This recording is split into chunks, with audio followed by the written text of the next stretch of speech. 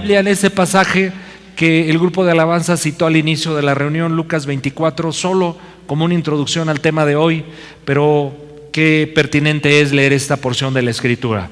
Lucas capítulo número 24, versículos 1 y hasta el 8. Y repito, solamente es introducción, pero qué palabras, qué registro histórico pero bíblico de parte del Señor que nos atestigua lo que ocurrió hace casi 2000 años en un sepulcro a las afueras o casi en las afueras de la ciudad de Jerusalén. El primer día de la semana, un domingo como hoy, muy de mañana, vinieron al sepulcro trayendo las especias aromáticas que habían preparado y algunas otras mujeres con ellas. Era María Magdalena, era una mujer llamada Salomé, era María, madre de Jacob, y no recuerdo quién más, pero los evangelios al menos registran 4 mujeres, y tenían que ser mujeres. ¿Dónde están las damitas de esta mañana que dicen, claro que sí, las mujeres estamos siempre presentes, firmes, valientes, sirviendo al Señor, pero los caballeros no nos quedamos atrás, amén? Bueno, gloria a Dios. Y hallaron removida la piedra del sepulcro. Hallaron removida la piedra del sepulcro, y entrando en el sepulcro no hallaron el cuerpo del Señor Jesús. Aconteció que estando ellas perplejas por esto, he aquí se pararon junto a ellas 2 varones con vestiduras resplandecientes, 2 ángeles, y como tuvieron temor, bajaron el rostro a tierra, les dijeron esa frase, mis hermanos, que sigue golpeándonos positivamente hasta el día de hoy. Palabras que penetran en nuestro corazón para levantar nuestro ánimo y nuestro espíritu, para creer y seguir creyendo en el Señor Jesucristo. Y dicen los ángeles, porque buscan entre los muertos al que vive. No está aquí, sino que ha resucitado. Acuérdense de lo que os habló cuando aún estaba en Galilea, diciendo: es necesario que el Hijo del Hombre sea entregado en manos de hombres pecadores y que sea crucificado y resucite al tercer día. Entonces ellas se acordaron de sus palabras. Acompáñame a orar. Padre, te damos gracias por tu bendita palabra. Es viva y eficaz, no volverá vacía. Encuentra en nosotros buena tierra, Señor. Y pedimos que tu Espíritu Santo nos enseñe, nos ilumine y ayude a aplicar la palabra hoy revisada. En lo personal, Señor, suplico de tu gracia. Oramos en el nombre de nuestro Señor Jesucristo. Amén y amén. Me enfoco en una idea en este reporte histórico de la resurrección. Porque nuestro Señor Jesucristo les dijo en voz de los ángeles están diciendo, acuérdense en el versículo número 6 que Él les dijo estas cosas, acuérdense de lo que Él les habló, acuérdense de lo que Jesús dijo. Y en el versículo número 8 ellas afirman que se acordaron de sus palabras.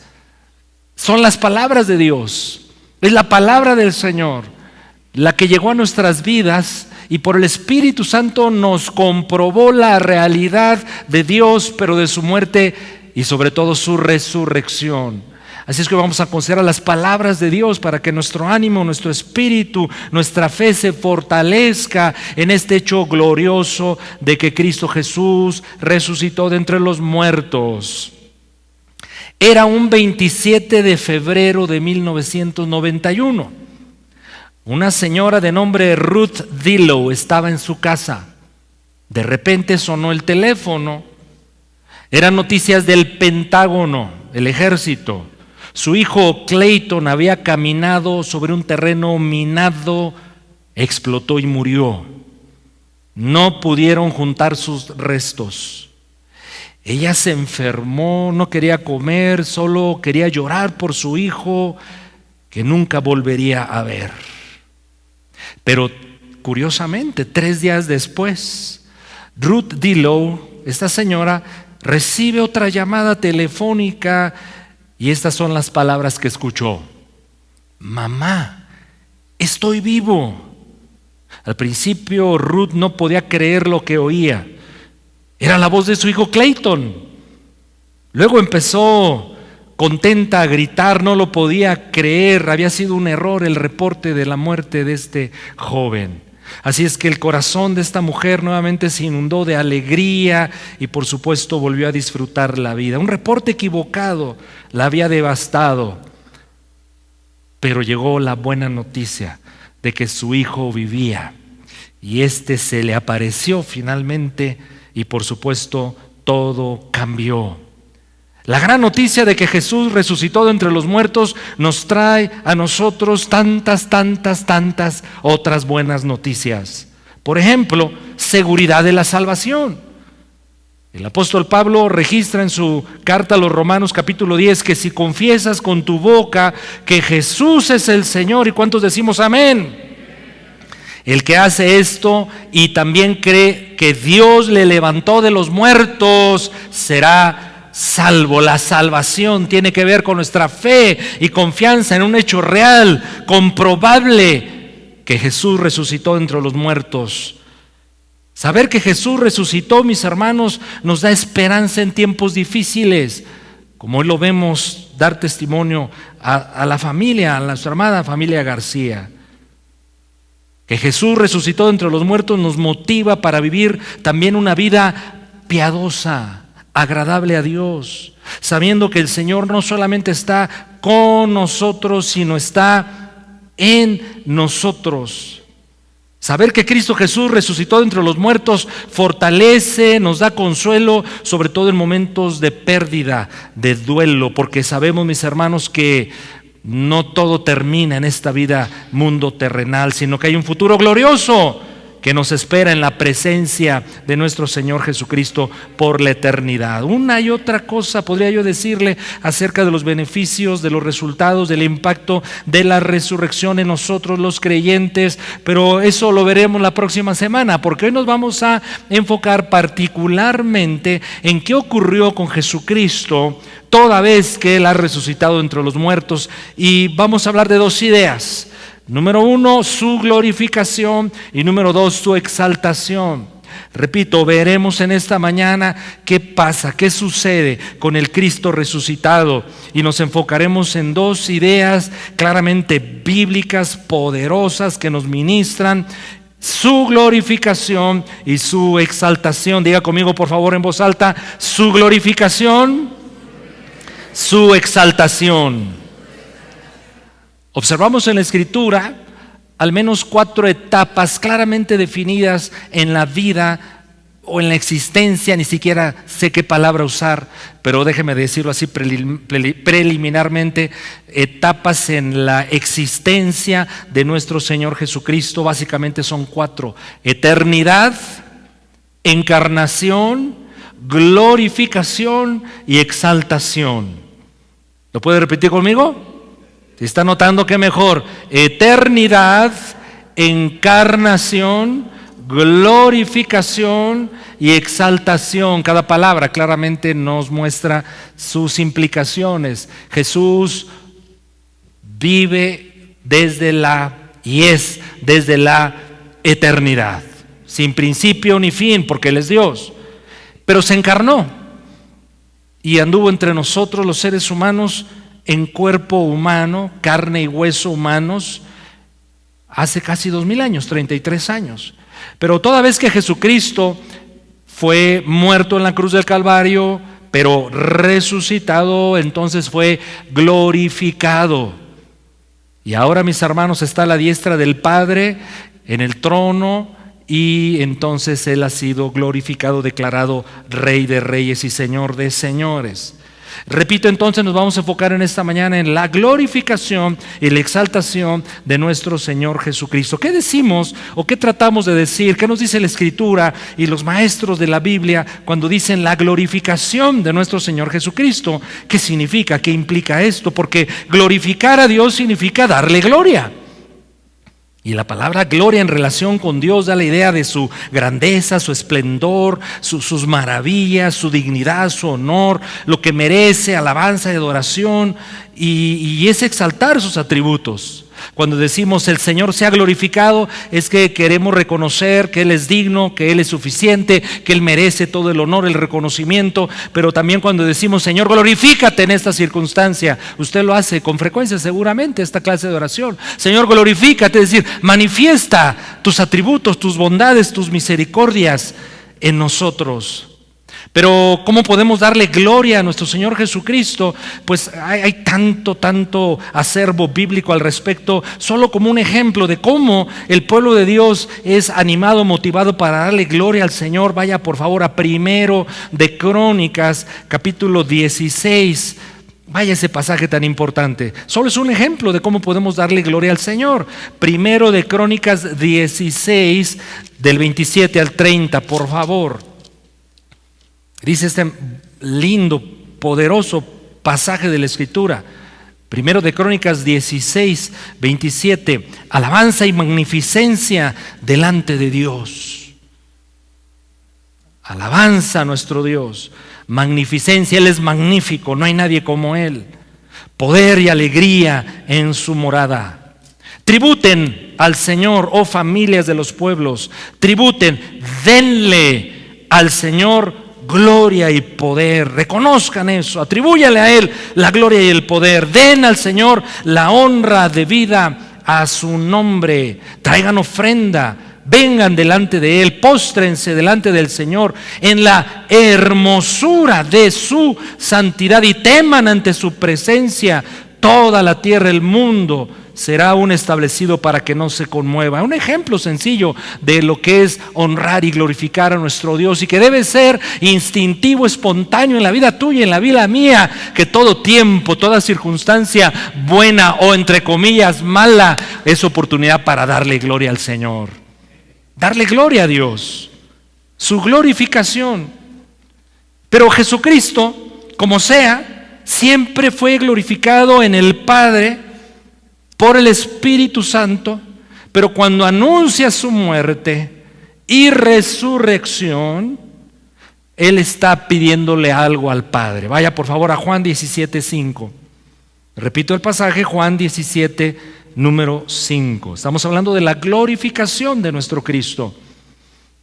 Y Cristo pide al Padre: ahora pues, Padre, glorifícame. Glorifícame, exáltame, levántame al lado tuyo. Glorifícame tú al lado tuyo. Con aquella gloria que tuve contigo antes que el mundo fuese. Así es que en un sentido muy estricto y específico, ciertamente el Señor es glorificado en todo, por toda su creación, por nosotros, su pueblo, pero esta clase de versículos que en un momento estaré aludiendo y comenzando con nos apuntan a un momento específico que tiene que ver con la muerte y resurrección de nuestro Señor Jesucristo. Y Él está asociando la idea de ser glorificado por el Padre en la cruz, pero en su resurrección. Así es que glorificar al Señor tiene que ver mucho con la resurrección, y por eso decimos una frase y la vamos a explicar, pero es importante que usted lo sepa, que Cristo Jesús fue resucitado con cuerpo glorificado. ¿Cuántos han escuchado esta expresión?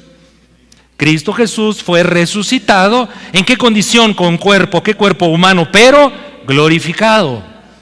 Y en un instante también veremos por qué nosotros los creyentes decimos: y cuando muramos y en el tiempo y en la agenda perfecta del Señor seamos levantados de entre los muertos, también tendremos un cuerpo glorificado. Jesús resucitó con cuerpo de carne y hueso. No era un fantasma, no era un espíritu incorpóreo. En Lucas 24:39, busque por favor ahí, Lucas 24:39, claramente cuando Él se aparece, ya resucitado, a sus discípulos, les dice: miren mis manos, miren mis pies, que yo mismo soy. Palpen, palpar, tocar, vean, Porque un espíritu no tiene carne ni huesos, como ven que yo sí tengo. En Filipenses 3, 20 al 21, Filipenses 3, 20 y 21, se alude claramente a lo que significa que ese cuerpo de Cristo Jesús, de carne y hueso, ha sido glorificado. Versículo 20, mas nuestra ciudadanía está en los cielos, dice el apóstol, de donde también esperamos al Salvador, al Señor Jesucristo, el cual, observa este texto, es muy importante, el cual transformará el cuerpo de la humillación nuestra. Tu cuerpo y el mío son muy latosos nuestros cuerpos, ¿a poco no? Gloria a Dios por la juventud, gloria a Dios por la salud, gloria a Dios por el vigor. Qué lindo es estar y sentirse bien, pero también aceptemos la contraparte, la otra cara de la moneda, porque nos enfermamos, nos dolemos. Tantito nos pasamos de comer, mis hermanos, si tenemos problemas digestivos. O no nos cuidamos de un cambio de temperatura y ya viene la gripe. ¿Cuántas cosas? Somos muy frágiles. Pero mire, aquí claramente dice el apóstol, el cual Dios, Jesucristo, transformará este cuerpo de humillación nuestra, porque sí, respetando con mucho cariño, por supuesto, a los enfermos y a los enfermos complicados, pero la verdad es que la enfermedad también es un elemento de humillación en cierto sentido, el cual entonces transformará el cuerpo de nuestra humillación para que sea semejante al cuerpo de la gloria suya, por el poder con el cual puede también sujetar a sí mismo todas las cosas. De ahí sacamos pues cierta terminología los cristianos. Jesús fue glorificado, su cuerpo es glorificado después de la tumba. Cuando nosotros resurjamos de muerte a vida en la resurrección, nuestro cuerpo entonces, por eso decimos, también tendremos un cuerpo en la resurrección, un cuerpo glorificado. Primera de Corintios abunda en esta explicación, creo que mejor. Primera de Corintios 15, vayamos a ese pasaje tan importante. Usted sabe, el capítulo número 15 de Primera de Corintios es el gran capítulo de la resurrección de nuestro Señor Jesucristo. Primera de Corintios 15, del 40 en adelante, por favor. De hecho, son datos interesantes que enriquecen nuestro conocimiento e interés por la Escritura. Parece ser, pues leyendo comentaristas, explicaciones, que el capítulo 15 de Primera de Corintios es el primer capítulo escrito por los apóstoles, o el primer registro escrito por los apóstoles que refiere a la resurrección de nuestro Señor Jesucristo antes que los propios evangelios. Es interesante este dato. Es muy importante el capítulo número 15 de Primera de Corintios. Usted debe conocerlo, leerlo, saborearlo, extraerle. Pero enfoquémonos, porque estamos hablando de la glorificación en ese tema. ¿Cómo refiere la glorificación de Cristo y de nosotros estos versículos? Versículo número 40. Hay cuerpos celestiales y cuerpos terrenales, pero una es la gloria de los celestiales y otra es la gloria de los terrenales. Por ejemplo, eso lo digo yo, pero ilustra el apóstol, una es la gloria del sol, otra la gloria de la luna y otra la gloria de las estrellas, pues una estrella es diferente de otra en gloria. Versículo 42. Así también es la resurrección de los muertos. Se siembra en corrupción, resucitará en incorrupción. Se siembra en deshonra, resucitará en gloria. Se siembra en debilidad, resucitará en poder. Se siembra cuerpo animal, resucitará cuerpo espiritual. Estos versículos que acabo de leer, de comentar, que estamos leyendo juntos, meditando en ellos, apuntan a este asunto. Nuestro Señor Jesucristo fue glorificado toda vez que resucitó entre los muertos. Pero esa condición de glorificación será también impartida a los creyentes toda vez que un día muramos y en el tiempo que Dios tiene establecido seamos levantados de las tumbas de entre los muertos, mis hermanos, y también nuestros cuerpos sean glorificados. ¿Esto cuándo va a ocurrir y cómo va a ocurrir? Versículo número 50. Ahí de Primera de Corintios. Por esto digo, hermanos, que la carne y la sangre no pueden heredar el reino de Dios, ni la corrupción hereda la incorrupción. Aquí os digo un misterio. No todos dormiremos, sinónimo de morir, terrenalmente hablando, pero todos seremos transformados. En un momento, en un abrir y cerrar de ojos, a la final trompeta, porque se tocará la trompeta y los muertos serán resucitados. ¿En qué condición? Incorruptibles, incorruptibles. Y nosotros seremos transformados.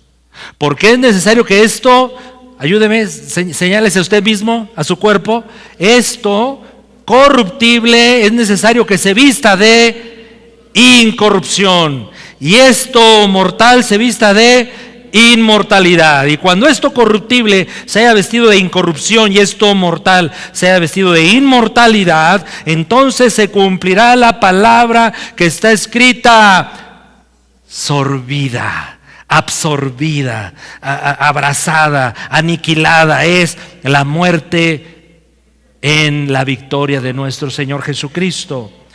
Esto le ocurrió a Jesucristo. Esto nos va a ocurrir a nosotros. Cuerpos glorificados. Cuando dicen: gracias Señor, porque un día, así como tú, yo también tendré un cuerpo glorificado. Así es que estamos hablando en esta mañana de la glorificación de nuestro Señor Jesucristo, toda vez que resucitó de entre los muertos, glorificación que compartirá con nosotros los creyentes, con los discípulos de Él, con los hijos y las hijas del Señor. Pero hay otra expresión bíblica que está asociada a la resurrección, pero también a la ascensión de Jesucristo, a su posición o colocación en el trono de Dios a su diestra, pero en su retorno. Y a esto le llamamos exaltación. ¿Alguien recuérdeme de qué estamos hablando en esta mañana? ¿Cuál es el tema? Es glorificación y exaltación de nuestro Señor Jesucristo. Y quizás el pasaje más claro hablando de la exaltación es Filipenses capítulo número 2 del 5 al 11. Pasaje que nos ha ocupado varias ocasiones, pero ahí claramente se nos habla de la exaltación que el Padre hace de nuestro Señor Jesucristo. Leámoslo. Filipenses capítulo número 2, a partir del versículo número 5. ¿Cuántos siguen acá conmigo? ¿Qué estamos celebrando hoy? La resurrección de nuestro Señor Jesucristo. Y estamos meditando en la glorificación y en su exaltación. Está el pasaje ahí. Entonces: haya pues en ustedes este sentir que también hubo en Cristo Jesús, el cual, siendo en forma de Dios, no estimó el ser igual a Dios como cosa que aferrarse, sino que se despojó a sí mismo, tomando forma de siervo, hecho semejante a los hombres, y estando en condición de hombre se humilló a sí mismo, haciéndose obediente hasta la muerte, pero muerte de cruz. Por lo cual, observa, ahí está la palabra exaltación. Por lo cual también, ¿qué hizo Dios con Jesús? Lo exaltó. ¿Hasta dónde? Hasta lo sumo. Y le dio un nombre que es sobre todo nombre, para que en el nombre de Jesús se doble toda rodilla de los que están en los cielos, en la tierra, debajo de la tierra, y toda lengua confiese que Jesucristo es el Señor, para la gloria de Dios Padre. Su exaltación. Tú y yo tenemos una bendición dada por gracia, no por inteligentes, aunque ustedes son muy inteligentes, no por buenas personas, aunque pienso que son buenas personas, por gracia, solo por gracia. El Señor puso sus ojos en nosotros, por su Espíritu Santo nos convenció de pecado, la necesidad de la salvación, de la vida eterna. Por el Espíritu Santo y por gracia creímos y nos fue dado el don de la salvación y la vida eterna. Y por eso podemos comprender mejor estas cosas. Pero nuestro Señor Jesucristo dice claramente aquí que toda lengua confiesa que Jesús es el Señor, y tú y yo ya lo estamos confesando. De alguna manera, mis hermanos, somos parte de su exaltación. Lo vuelvo a decir, la exaltación, aunque incluye por supuesto también la resurrección, que yo le he conectado con la idea de glorificación, pero la exaltación tiene también que ver con, si son de los que anotan, su ascensión, su lugar con el Padre y su retorno glorioso. Su ascensión, su lugar en el Padre o con el Padre y su retorno glorioso, que tiene que ver con la última parte de los versículos leídos. En Hechos capítulo número 1, del 1 al 3 y después del 9 al 11. Hechos 1. Se está gozando en recordar estas cosas, en afirmarlas y algunos incluso aprenderlas. Hechos 1:1. Ya Jesús ha resucitado, ha convocado a sus discípulos y ocurren estas cosas. En el primer tratado, Teófilo, escribe Lucas, hablé acerca de todas las cosas que Jesús comenzó a hacer y a enseñar, hasta el día en que fue recibido arriba, después de haber dado mandamientos por el Espíritu Santo a los apóstoles que había escogido, a quienes también, después de haber padecido, se presentó vivo con muchas pruebas indubitables, o sea, sin duda, apareciéndoseles durante 40 días y hablándoles acerca del reino de Dios. Toda vez que el Señor de estas instrucciones, la promesa del Espíritu Santo, etcétera, veamos al versículo número 9. Y habiendo dicho estas cosas, viéndolo ellos, ¿quiénes? Los discípulos. ¿Qué pasó con Jesús? Fue alzado y le recibió una nube que le ocultó de los ojos de los discípulos. Y estando ellos con los ojos puestos en el cielo, entre tanto que él se iba, he aquí se pusieron junto a los discípulos 2 varones con vestiduras blancas, los cuales varones son ángeles, por supuesto. También les dijeron: varones Galileos, ¿por qué están mirando al cielo? Este mismo Jesús que ha sido tomado de ustedes al cielo, así vendrá como le habéis visto ir al cielo. Su ascensión, pero la promesa de su retorno. Así es que exaltación de nuestro Señor Jesucristo implica, repito nuevamente, su resurrección, pero ahora su ascensión. Él fue alzado a la presencia de Dios, como estaba claramente establecido en las Escrituras. Pero en el cielo el Señor, regresando al lado del Padre, le fue asignada una posición muy clara y ciertos oficios. Hablemos pues por un momento de la posición de Jesús y sus oficios a la diestra del Padre, que empezó a ejercer desde el tiempo de su ascensión, pero que ahora mismo sigue llevando a cabo. Efesios capítulo número 1, 19 al 23, donde claramente se refiere el lugar, la posición de nuestro Señor Jesucristo y el ejercicio de esa autoridad. Efesios 1, 19 al 23, versículo 19. Y cuál la supereminente grandeza de su poder para con nosotros los que creemos, según la operación del poder de su fuerza, la cual operó en Cristo, resucitándole de los muertos y sentándole a la diestra en los lugares celestiales. ¿A la diestra de quién? A la diestra del Padre, a la diestra de Dios.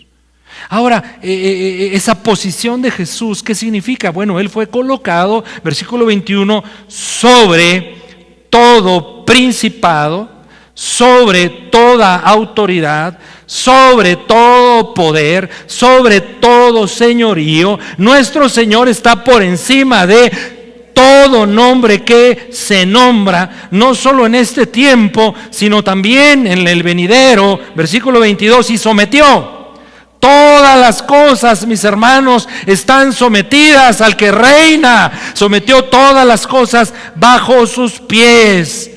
Esa es la posición de nuestro Señor Jesucristo. Y por cierto, ese que reina y tiene todo bajo su dominio y autoridad es nuestra cabeza, la cabeza de la iglesia. Y lo dio por cabeza sobre todas las cosas a la iglesia. Y la iglesia, versículo 23, es su cuerpo, la plenitud de aquel que todo lo llena en todo. No es el tema de hoy, pero déjeme decirlo así. Yo sé que usted es mucho más espiritual que yo. Y usted conoce mucho más Biblia que yo. Alguien diga conmigo, amén. Pero déjeme le digo algo. Pienso en lo personal que esta declaración, y estoy generalizando, la iglesia ni le hemos entendido y menos llevado a cabo. Que somos el cuerpo que representamos en esta tierra realmente y eficazmente al que reina y gobierna sobre todo y sobre todos. Somos su cuerpo.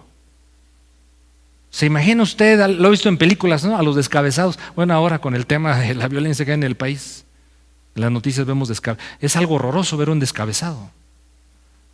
Y yo cuando leo esas cosas a veces conecto con esta clase de textos y digo, Señor, como que la iglesia a veces anda descabezada.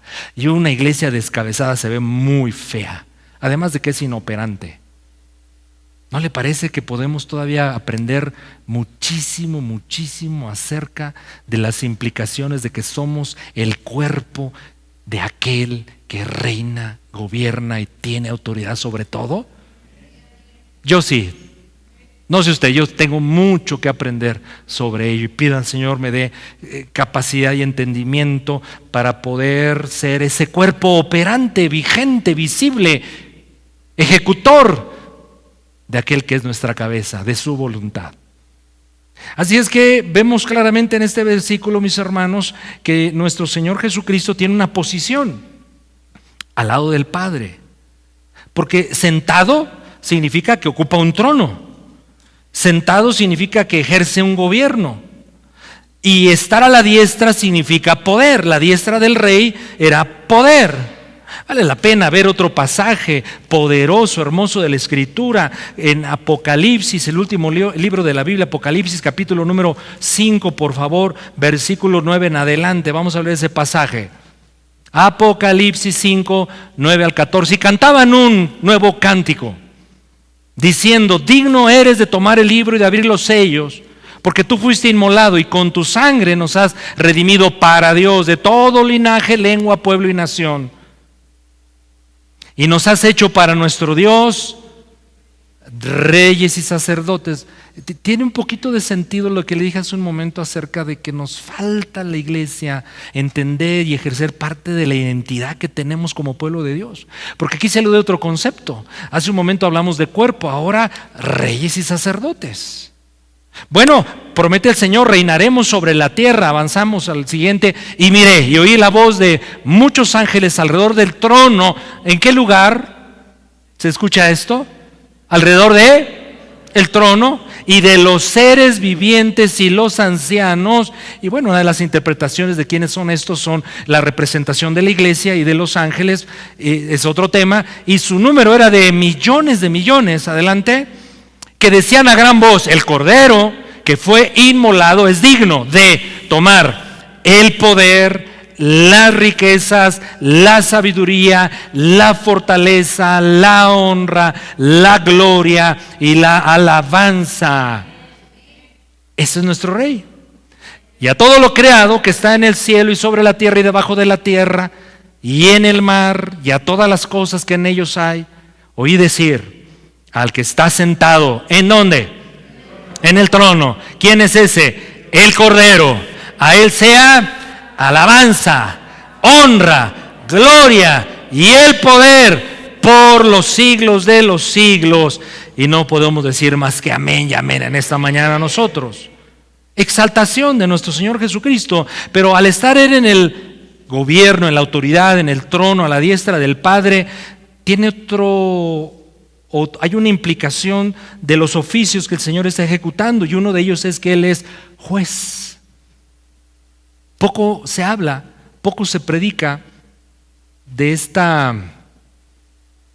identidad, oficio y autoridad que tiene nuestro Señor Jesucristo como a quien el Padre le dio el juicio de todas las cosas. Porque ese maravilloso Jesucristo que derramó su vida en la cruz del Calvario como la máxima expresión de su amor, también un día va a juzgar con justicia y equidad a todos los seres humanos. En Hechos 10, 38 al 42 se alude a este oficio de nuestro Señor Jesucristo como juez. Hechos 10, 38 dice: cómo Dios ungió con el Espíritu Santo y con poder a Jesús de Nazaret, y cómo éste anduvo haciendo bienes y sanando a todos los oprimidos por el diablo, porque Dios estaba con él. Y nosotros los apóstoles somos testigos de todas las cosas que Jesús hizo en la tierra y Judea y en Jerusalén, a quien mataron colgándole en un madero. Y a este levantó Dios al tercer día e hizo que se manifestase, no a todo el pueblo, sino a los testigos que Dios había ordenado de antemano, a nosotros que comimos y vivimos con Él después que resucitó de los muertos. Y nos mandó que predicáramos al pueblo y testificásemos que Él es el Dios que ha puesto, dígalo en voz alta, que ha puesto, por favor, por juez de vivos y de muertos. Sí, Él es Redentor, Él es Salvador, Él es Rey, pero también es juez. Qué bueno que tengamos una clase de juez así: justo, perfecto, misericordioso, pero recto. En los oficios que Jesús ejerce al lado del Padre, en esta exaltación que Él ha hecho de Él, Él sigue siendo, por supuesto, pareciera perogrullada, pero no lo es. Es importante el siguiente pasaje: Él sigue siendo Salvador. Él está a la diestra del Padre, Él es rey, él reina, Él gobierna, tiene toda autoridad, pero uno de los maravillosos oficios o funciones que Él ejerce es la de que salva, sigue salvando. Hechos 5:31. Hechos 5:31. Conecte por favor la expresión exaltación con Salvador. Hechos 5:31. A este Dios ha exaltado con su diestra por príncipe y Salvador.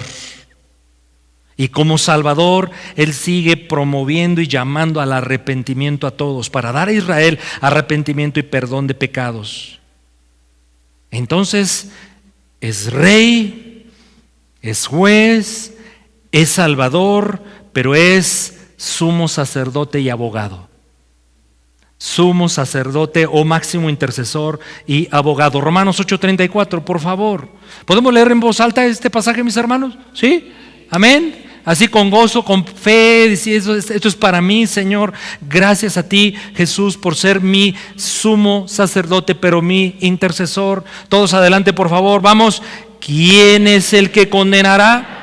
Cristo es el que murió, más aún el que también resucitó, el que además está a la diestra de Dios, el que también intercede por nosotros. Sumo sacerdote, sumo intercesor, máximo intercesor, pero abogado. Ahí en la diestra del Padre, también nuestro Señor Jesucristo sigue derramando dones espirituales a su iglesia, a todos nosotros.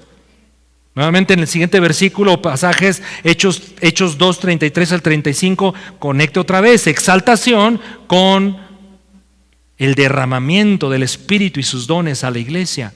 Hechos 2, 33 al 35. Así que exaltado por la diestra de Dios, y habiendo recibido del Padre la promesa del Espíritu Santo, miren lo que hace Jesús. Lo viene haciendo desde hace 2000 años, desde el día de Pentecostés. Ha derramado esto que ustedes ven y oyen. Y era el derramamiento del Espíritu Santo. Versículo 34, porque David no subió a los cielos, pero el mismo David dice, dijo el Señor a mi Señor, siéntate a mi diestra hasta que ponga a tus enemigos por estrado de tus pies. Otra función, oficio que Jesús está haciendo ahora mismo, mis hermanos, es el que sigue derramando su Espíritu Santo y los dones espirituales para riqueza de la iglesia. Miren nada más un amén. ¿Podría haber otro amén a esto? Pero falta algo interesante que hace Jesús al lado del Padre a su diestra. Él está ejerciendo una función de arquitecto, de constructor. Aquí tengo a uno muy exitoso, por cierto. Mirándole, con respeto le señalo a mi hermano, Jesús. Pues nuestro Señor Jesucristo está ahora mismo haciendo labores de arquitecto, de constructor, quizá de albañil, no lo sé. Pero Él dice claramente que está preparando un lugar para nosotros. Así le dijo a los discípulos que estaban turbados y tristes, Juan 14, 1 al 3, no se turbe vuestro corazón, creen en Dios, crean también en mí. En la casa de mi Padre muchas moradas hay, si así no fuera, yo les hubiera dicho, voy pues a preparar lugar para ustedes, y si me fuere y os prepararé el lugar, vendré otra vez y os tomaré a mí mismo, para que donde yo estoy, ustedes también estén. Y eso nos conecta con el último aspecto en esta mañana que yo estoy comentando de su exaltación, y tiene que ver con su retorno. Jesús vendrá, mis hermanos. Él va a venir. No hay duda de eso. Tiempos y sazones no los conocemos, tenemos muchas señales, hay muchos indicios, consideramos, pensamos que si estamos interpretando bien las profecías, su llegada es inminente, pero la promesa, por supuesto, ahí está. E inmediatamente después de la tribulación, dice Mateo 24, 29 y 30. Mateo 24, 29 y 30, inmediatamente después de la tribulación de aquellos días, nos habla de ese periodo que la Escritura, tanto el libro de Daniel como el libro de Apocalipsis y porciones de los evangelios nos refieren, que conocemos como la tribulación y gran tribulación, tiempo de angustia, de juicio sobre la tierra. Y dice, inmediatamente después de la tribulación de aquellos días, el sol se oscurecerá, la luna no dará su resplandor, las estrellas caerán del cielo, las potencias de los cielos serán conmovidas. Entonces aparecerá la señal del Hijo del Hombre en el cielo. Entonces lamentarán todas las tribus de la tierra y verán al Hijo del Hombre viniendo sobre las nubes del cielo. ¿Y cómo va a venir nuestro Señor? Con poder y gran gloria. Con poder y gran gloria. Así vendrá nuestro Señor Jesucristo. Por eso, dile al que está a tu lado, te felicito. Dile por favor, ayúdame. Dile, te felicito. A ver si se despierta uno que otro. Dile, te felicito. Te felicito. Después de todo, tomaste la mejor decisión. Creíste en Jesucristo. Lo aceptaste como tu Dios. Lo confesaste como tu Salvador. Y un día tú lo vas a ver venir con gran gloria y poder, y estarás del lado de los ganadores. Esa es la iglesia de nuestro Señor Jesucristo. Dale un aplauso al Señor. Bendiga tu nombre. Sí, Señor. ¿Qué nos provoca? Un planteamiento final como reflexión. Y ya concluyendo. ¿Qué nos provoca recordar o aprender estas cosas. Te propongo al menos 3. Número 1, si aún no has aceptado a Jesús como tu Dios, Señor y Salvador, ¿qué esperas? ¿Qué esperas? El tiempo es hoy. Número 2, ¿somos el pueblo de Dios, mis hermanos? ¿Somos la iglesia de Jesucristo? ¿Somos el cuerpo de Él? Entonces no tenemos opción. Nuestra vida debe ser Él. Nuestro enfoque debe ser Él. Nuestros objetivos de vida tienen que ser en Él. Nuestra intención y máxima aspiración debe ser agradarlo a Él, hacer su voluntad, la voluntad de Él. No tenemos opción. Nosotros nos hacemos otras opciones. Pero el planteamiento divino es: vive por Él y para Él. Y número 3, una implicación obvia: estar preparados para su retorno. Preparados, listos. Señor, estoy listo. ¿Quiénes de los presentes, perdón mi hermano que lo vuelvo a referir, hermano Saúl, quién de nosotros los presentes puede decir gloria a Dios? Que si Dios quiere llevarme hoy, estoy contento, feliz, gozoso por eso. ¿Quién puede decir eso? Estoy preparado, Señor. Pero ¿y los asuntos cotidianos de vida? Mi esposa, mis hijos, etcétera. Pues todo eso es importante, y de hecho serían las cosas que nos retienen aquí. Y es como entendemos la declaración del apóstol: para mí el vivir es Cristo, pero morir es ganancia. Estar preparados para su retorno. Una y otra vez vas a encontrar en la Escritura, una y otra vez el Señor te va a estar hablando, una y otra vez de maneras y en lugares diferentes el Señor estate preparado, porque su retorno, además de ser, pensamos, cercano, es también inminente, instantáneo. Si el Señor nos dijese en esta mañana: iglesia, vengo en un minuto por ustedes, ¿cuál sería nuestro enfoque? ¿Cómo reaccionaríamos? Algunos dirían: me voy a poner a cuentas, porque es posible que alguien voltee y vea la colotototota. Sí, no, Señor, así no me puedo ir. Otros reaccionarían y dirían: gloria a Dios, yo estoy preparado. Me das un minuto, solamente te voy a adorar, te voy a bendecir. Yo voy a poner en tus manos lo que sé ya está en tus manos, mis asuntos de vida, mi familia. El problema es que Dios no va a hacer eso. Él nos deja el registro escritural y una convicción del Espíritu Santo acerca de lo que estoy comentando. Estate preparado. Inclinamos nuestro rostro en nuestro lugar, por favor. Bendito Señor.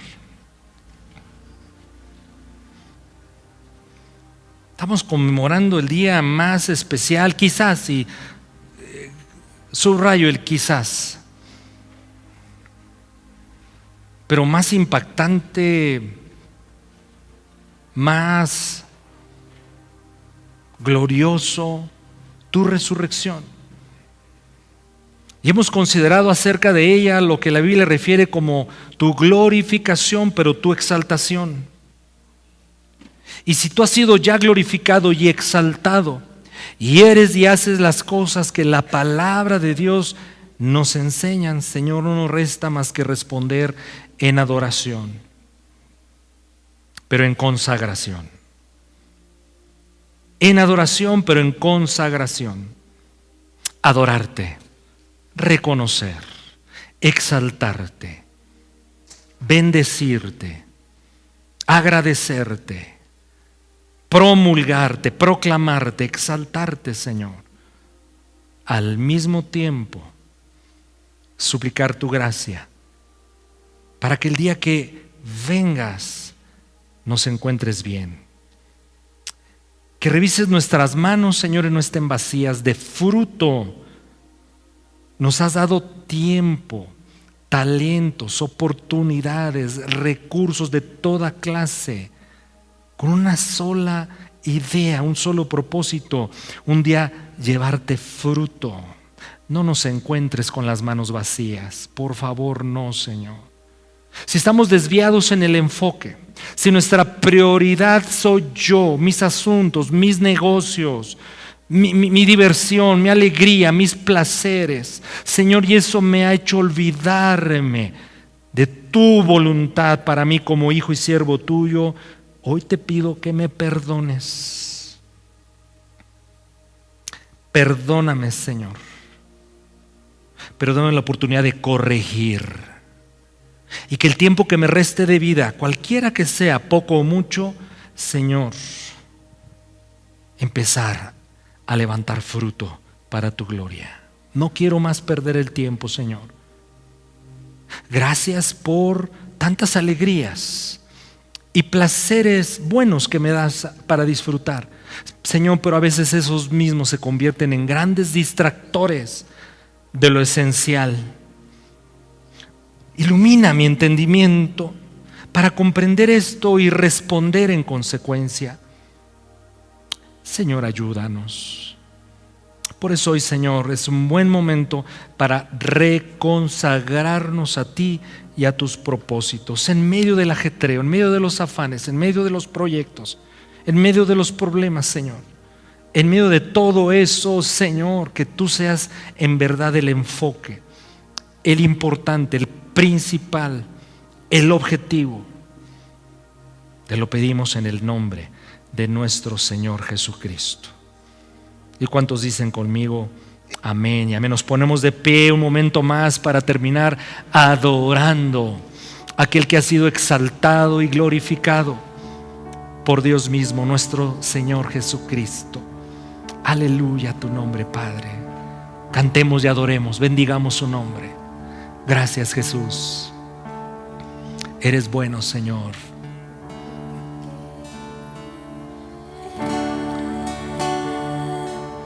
Puedo vivir en mañana porque vive. No hay temor. No hay temor. Porque yo sé Porque yo sé que en sus manos tiene el futuro. que en sus manos tiene el futuro. En él la vida vale la pena vivir. En él la vida vale la pena vivir. Una vez más, porque vive él. Porque vive, puedo vivir el mañana. Porque vive él. No hay temor, porque yo sé que en sus manos tiene el futuro. En él la vida vale la pena vivir. La segunda estrofa también es preciosa. Dios envió a su Hijo, se llama Jesús,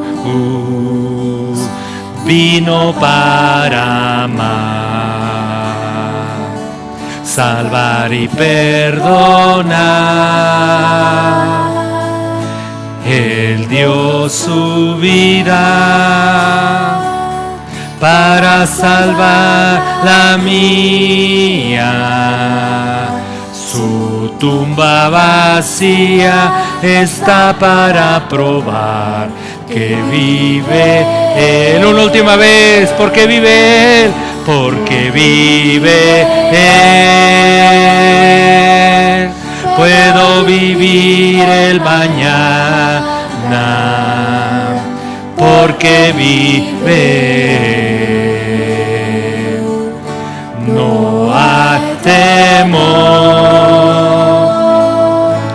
porque yo sé sé que en sus manos tiene el futuro. En él la vida vale la pena vivir. Amén, en él la vida vale la pena vivir. Gracias a Dios. Tengo una inquietud, mis hermanos. No lo tenía pensado así, pero creo que es muy importante. Pienso, disciérnalo, que es del Espíritu esta inquietud. Hoy hablamos de la resurrección de nuestro Señor Jesucristo. Y ustedes saben que las cartas de los apóstoles escritas fueron para solucionar ciertos conflictos que había en las iglesias y animarlos a perseverar y avanzar hasta aquel día glorioso de encuentro con Jesús.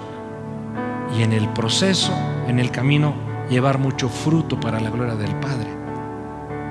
Y Pablo escribe en Corintios, alude a la iglesia, a cristianos, y les dice: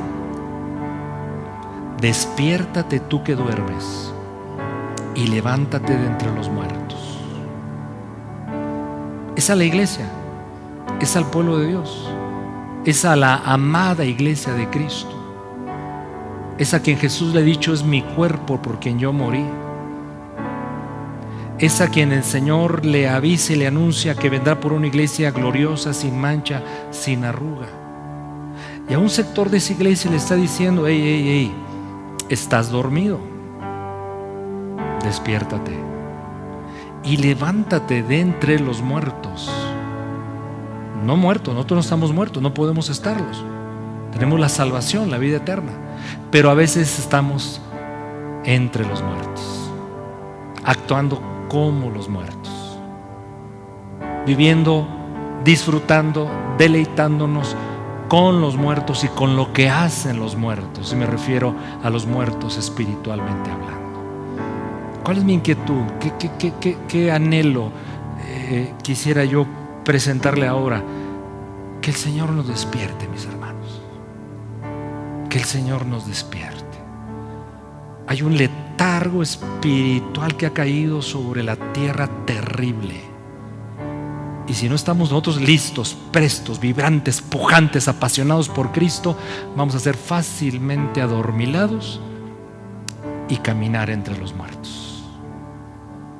Hoy, el presidente del país más importante del mundo, económica, militarmente hablando, Estados Unidos, su presidente hoy declaró este día, el día de la resurrección de nuestro Señor Jesucristo, en que conmemoramos ese hecho, de una nación que por 2 siglos y medio por lo menos se jactaba de ser una que enarmolaba el cristianismo. Hoy el presidente de ese país decreta que es día de la diversidad trans, con todo lo que eso signifique. Se burla y trata de imponer los valores que el mundo siempre ha querido imponer a todos, pero a la iglesia no. Mis hermanos, es tiempo de estar bien encendidos por nuestro Señor Jesucristo. ¿Podemos orar por esto? Si alguien siente ponerse de rodillas, hágalo. Seguir parado, sentado, pero que el Espíritu Santo te deje revisar rápidamente si estás dormido, si estamos dormidos, si estamos caminando entre los muertos, actuando como uno más de los muertos. No podemos admitir eso. Hablemos con Dios de manera particular. Quizás muchos no tengan que ver con lo que estoy planteando, gloria a Dios por eso, pero quizás otros sí. Y solo una oración: Señor, despiértame. Despiértame, Señor. Vivo entre los muertos, camino como los muertos. Me deleito en los que los muertos se deleitan. Me gozo en los que los muertos se gozan. Acabo haciendo, no se distingues más entre un muerto y yo. Levántame, Señor, hoy, porque hoy es día de tu resurrección. Celebramos y no puedo yo, Señor, quedarme sin ser impactado por ese poder. Padre, en el nombre de Jesús, Despiértanos, Espíritu Santo, solo tú lo puedes hacer. Despiértanos, Espíritu Santo, de todo adormilamiento, de toda confusión de mente y de espíritu. Despiértanos, Espíritu Santo. Avívanos, Señor, listos, prestos para tu retorno, darte fruto, mucho fruto. Sabemos que la salvación no es por obras, por supuesto, pero somos llamados a hacer obras que te glorifiquen. Levántanos, Señor, en esta hora. Espíritu Santo, podrías orar ahí en tu lugar en forma personal y decirle: despiértame, Señor, despiértame, actívame, Señor, levántame, Dios. Bendito sea tu nombre, Padre. Te bendecimos, Dios, y damos honor y gloria a tu nombre. Aleluya. Amén y amén.